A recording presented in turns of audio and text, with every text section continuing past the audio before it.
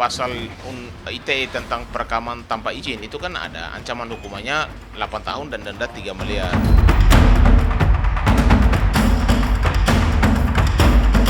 Maka dua pihak sama-sama mengajukan upaya hukum banding.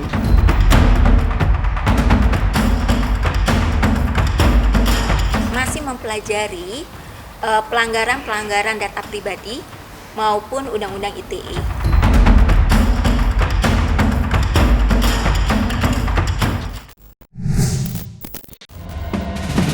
Rekaman suara Baim Wong dan Paula Verhoeven yang beredar luas di media sosial mendapat tanggapan serius dari pihak Paula yang menganggap rekaman tersebut diduga dilakukan Baim tanpa izin dan sepengetahuan Paula. Dalam rekaman suara terdengar Baim dan Paula terlibat perselisihan cukup tajam. Tampak terdengar suara Baim meninggi saat meluapkan kekecewaannya pada Paula. Entah siapa yang menyebarkan rekaman suara tersebut. Yang jelas, Paula mengaku tidak mengizinkan adanya rekaman saat terjadi gesekan dengan Baim. Terlebih selama ini, Baim kerap melakukan perekaman saat bertengkar dengan Paula. Menanggapi kabar beredar luasnya suara rekaman, Paula melalui kuasa hukumnya mengaku sedang mendalami kasus tersebut. Lantas, apa kata praktisi hukum atas dugaan perekaman dan penyebaran rekaman, baik video maupun suara Baim dan Paula, tanpa seizin dan sepengetahuan pihak Paula? Mungkinkah Baim dapat dijerat pasal Undang-Undang ITE dengan ancaman kurungan penjara 8 tahun dan denda 3 miliar rupiah? Berikut penjelasan hukum dari pihak Paula. Tapi itu sakit banget aku sebagai suami. Aku sakit banget. Dia doain supaya ini terjadi. Terus istri macam apa? Ini tuh hubungan kita. Abis itu kau bilang, makanya gue gak izin kalau ke umroh. Hah? Gak izin apa? Ada, udah semuanya ada. Kan aku izin. Dia tahu, udah, diem. Udah Paula, kamu mau sepintar apa berdalih sekarang? Ada rekaman yang muncul setelah adanya perceraian, ya. Dan rekaman tersebut itu sangat merugikan salah satu pihak. Ada Undang-Undang ITE merekam tanpa izin, ya. Itu ancaman hukumannya 8 tahun dan denda kurang lebih 3 miliar. Intinya kalau lu macam-macam, gue sebarin nih rekaman itu. Itu kan seperti mengancam ya, seperti menjadikan rekaman di dalam relasi rumah tangga itu sebagai alat kuasa. Alat kuasa untuk apa? Menunjukkan siapa yang punya kekuasaan di dalam rumah tangga, siapa yang dominan. Pasal ITE tentang perekaman tanpa izin itu kan ada ancaman hukumannya 8 tahun dan denda 3 miliar. Makanya ini menjadi satu edukasi pelajaran bagi seluruh rakyat Indonesia. Kalau merekam itu harus seizin daripada yang direkam. Yang mengupload ke media sosial pun harus juga seizin, karena kalau tidak ada konten-konten atau suara atau rekaman yang sensitif yang merugikan salah satu pihak tersebut bisa mengambil langkah hukum dan upaya hukum, dan ancaman hukumnya cukup berat. Sehingga saya sarankan kepada Paula untuk melakukan langkah dan upaya hukum terkait dengan rekaman yang berseliweran di media sosial, karena ada undang-undangnya, ya, supaya orang siapapun itu jangan merekam diam-diam lalu tanpa izin. Satu, izin merekam tidak disampaikan kepada yang terekam tersebut, lalu menyampaikan atau mengupload ke media sosial tanpa juga seizin daripada kedua belah pihak atau salah satu pihak, yang menurut saya sangat dirugikan. Dan kalau orang merasa korban atau dirugikan, salah satu langkah dan upaya hukumnya adalah melalui upaya hukum pidana, ya, laporkan ke pihak kepolisian. Bagian cyber polisi ini kan mau siapa yang mengupload kan pasti ketahuan kan. Indonesia ini kan punya server, punya cyber, punya yang namanya alat untuk mendeteksi, itu kan milik pihak penegak hukum, dan udah pasti nanti ketahuan kok akun ini milik siapa yang menyebar, lalu dia ngambil dari siapa rekaman tersebut. Dua-duanya pasti kena, yang memberi rekaman dan yang menyebarkan udah pasti kena hukuman, ya kan? Karena udah jelas-jelas sudah merugikan nama baik orang, mencemarkan nama baik orang. Iya, Ibu Paula akan berupaya maksimal untuk mengembalikan nama baik, harkat dan martabatnya sebagai perempuan, sebagai ibu gitu ya, terhadap tuduhan-tuduhan yang distigmakan. Sementara itu, terkait tersebar luasnya rekaman putusan Pengadilan Agama Jakarta Selatan yang mengabulkan gugatan cerai Baim Wong dari Paula Verhoeven menuai sorotan. Atas kejadian tersebut, menanggapi beredar luasnya hasil sidang cerainya yang diajukan Baim, Paula sedang memproses berbagai bukti untuk upaya hukum yang akan ditempuhnya. Mengingat beredar luasnya surat salinan cerai dan rekaman suara membuat Paula merasa dirugikan, yang tidak hanya berdampak pada Paula, tetapi juga kedua putranya yang masih duduk di bangku sekolah.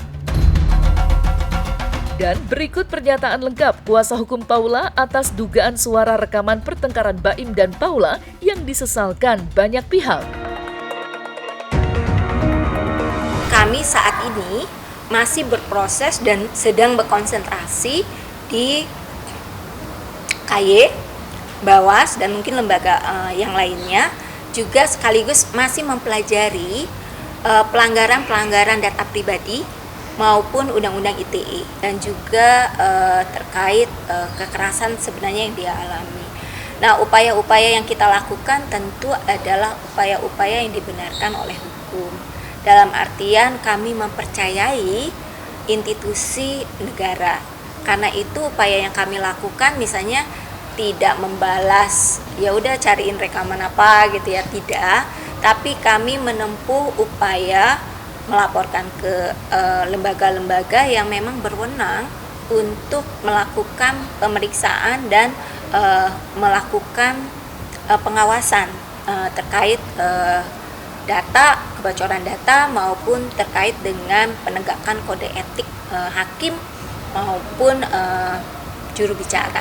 Jadi yang akan kami tempuh adalah melaporkan ke lembaga-lembaga negara, dan kami mempercayai negara akan memberikan respon terhadap pelanggaran hak-hak yang dialami oleh Ibu Paula. Dia tidak punya hak menilai karena ini sudah terbukti. Jadi ini sudah terbukti secara sempurna. Di dalam persidangan, majelis hakim menemukan fakta-fakta, ini fakta-fakta kan. Penyebab perselisihan, termohon melakukan tindakan-tindakan yang dikategorikan sebagai nusus. Dah, 1, 2, 3, 4, 5. Rekaman-rekaman yang disebarkan itu, apakah rekaman itu didapatnya dengan persetujuan penuh para pihak enggak? Kan enggak. Padahal kita itu sudah memiliki banyak regulasi yang menyatakan bahwa pengambilan foto, pengambilan gambar, video, suara, perekaman itu harus konsensual. Nggak bisa ibaratnya sembunyi-sembunyi, dan itu tentu melawan hukum. Jadi saya itu selalu dengan data, saya selalu dengan bukti. Tidak mungkin saya menyampaikan sesuatu tanpa adanya bukti. Ini buktinya menyatakan seorang istri itu durhaka kepada suaminya. Inilah yang dikatakan nusus. Keluar, ada banyak macam. Tapi kalau fakta-fakta persidangan itu semuanya sudah ada, tidak perlu saya ungkap lagi.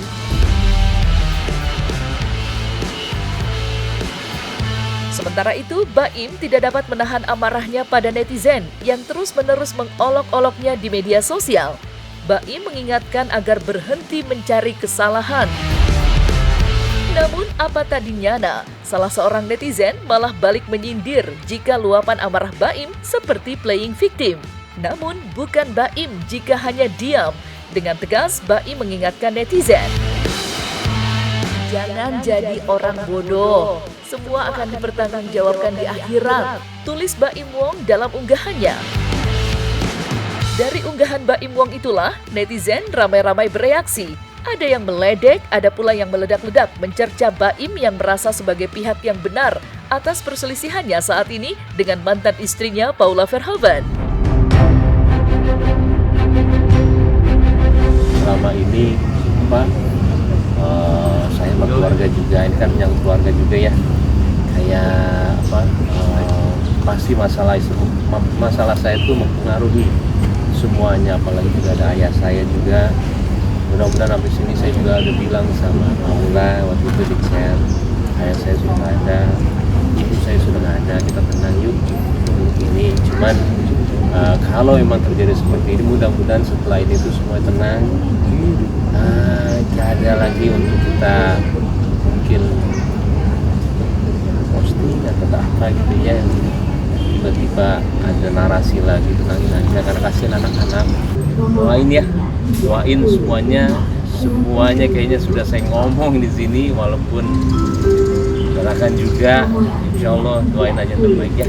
Saya salah, saya ngomong salah, saya nggak ngomong juga salah. Cuman kayak mau ngejatuhin, jadi jatuhnya, jadi bingung saya juga. Karena ini sebenarnya seharusnya nggak ada. Seharusnya emang nggak ada ini. Jadi saya juga bingung, sampai detik ini masih bingung. Saya cuma di kepala saya solusi nyelesainnya apa. Ya saya berangkat ke Penang, salah satu rumah sakit yang paling percaya untuk medical check up di mana, Singapura dan Penang. Indonesia pun juga ada, cuman mereka banyak yang bilang itu. Akhirnya ya udah saya berangkat. Malah hakimnya bingung, saya bilang iya, karena bukti yang banyak saya. Terlalu banyak saya buktinya, tapi saya nggak keluarin ya, saya di pengadilan semuanya. Saya menjaga nama baik dia dan juga anak-anak saya, takutnya besarnya gimana. Ya udah, ya saya di situ saya mulai tanda tanya besar lah. Bahwa Allah Maha tahu di sini, Allah Maha tahu dan Allah nggak tidur. Saya yakin Allah Maha baik dan kita nggak bisa kontrol apa yang terjadi di luar. Yang bisa saya kontrol hanya apa yang menjadi respon saya dan menyikapi ini semuanya. Dan buat saya ini sebuah ujian naik kelas. Kemarahan Baim Wong tidak membuatnya menerima gugatan Paula atas hasil putusan cerai Pengadilan Agama Jakarta Selatan. Sebaliknya, Baim melawannya dengan ikut mengajukan gugatan atas putusan cerai dengan alasan yang belum dijelaskan. Namun, melalui kuasa hukumnya yang mengisyaratkan jika ada poin penting yang akan dibawanya saat mengajukan banding. Ia banding melawan banding akan mewarnai proses perceraian Baim dengan Paula yang kian merenggang. Lantas, bukti apa yang dimiliki Baim Wong untuk memenangkan sidang gugatannya yang akan ia ajukan di Pengadilan Tinggi Agama Jakarta Selatan dalam waktu dekat ini?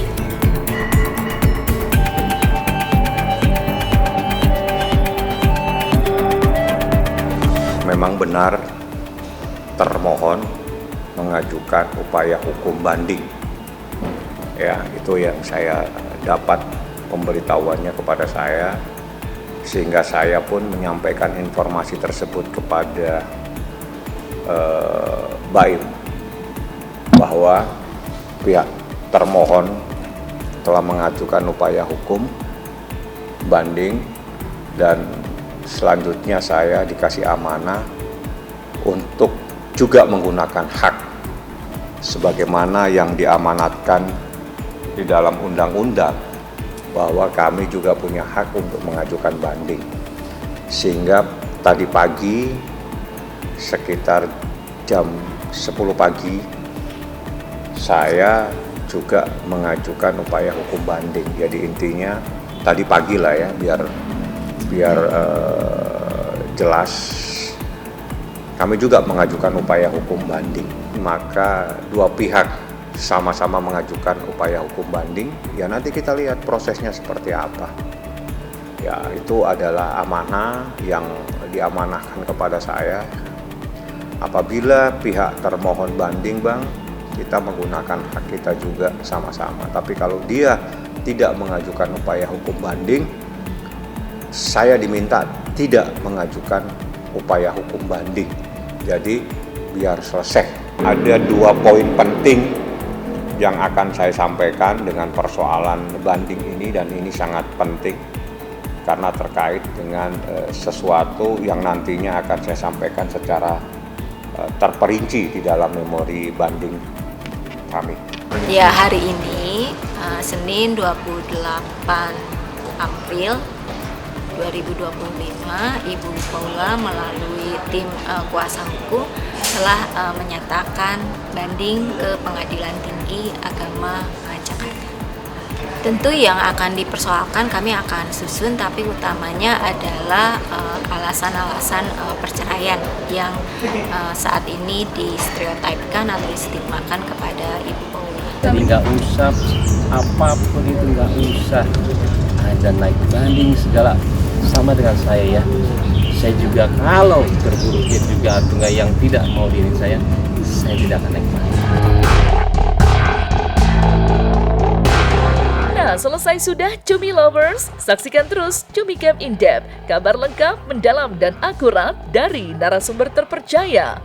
Dan jangan lupa untuk like, subscribe, dan juga share channel YouTube Cumi Cumi.